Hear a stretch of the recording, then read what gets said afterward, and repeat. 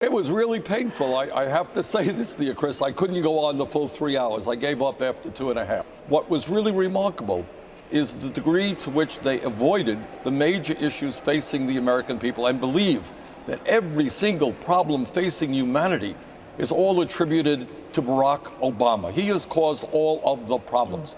We seem to have forgotten that when Bush left office, 800,000 people were losing their jobs every single month. The world's financial system was on the verge of collapse, and our deficit was a record-breaking $1.4 trillion.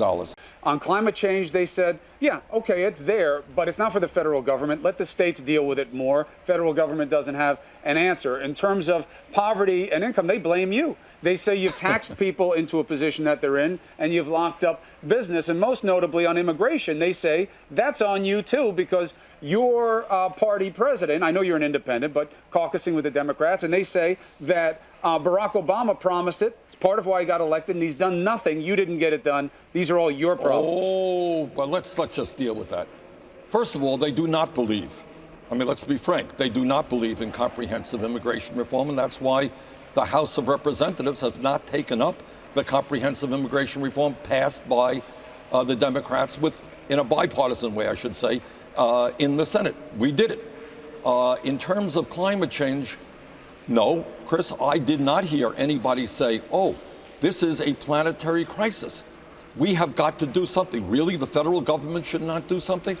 No scientist that I know believes that. What they think is if we don't act now, the bad situation will become much worse in later years. In terms of childhood poverty, I didn't hear a word about the need to address the fact that 40% of African-American kids in this country are living in poverty, nor did I hear a word, by the way, about racial justice in this country. The candidates, as you know, Senator, went after each other somewhat last night, and they also went after Hillary Clinton, and they took sort of a side swipe at you in the process. Let me play for you what Bobby Jindal said. Hillary Clinton is gift-wrapping this election to us. They're running their weakest candidate. They've got a socialist that is gaining on Hillary Clinton. Folks, you can't make that up. A socialist is doing well in the Democratic primary.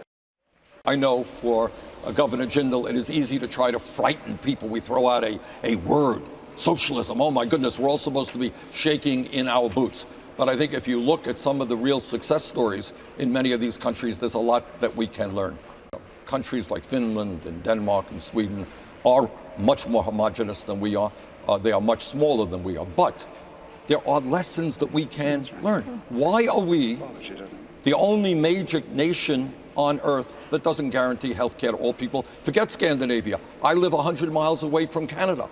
All of their people have health care, and they do it much more cost effectively than we do. Why are we the only major country on earth that doesn't guarantee paid family and medical leave, so when a working class woman has a baby, she's not forced to be separated from her baby and go back to work a week or 2 weeks later?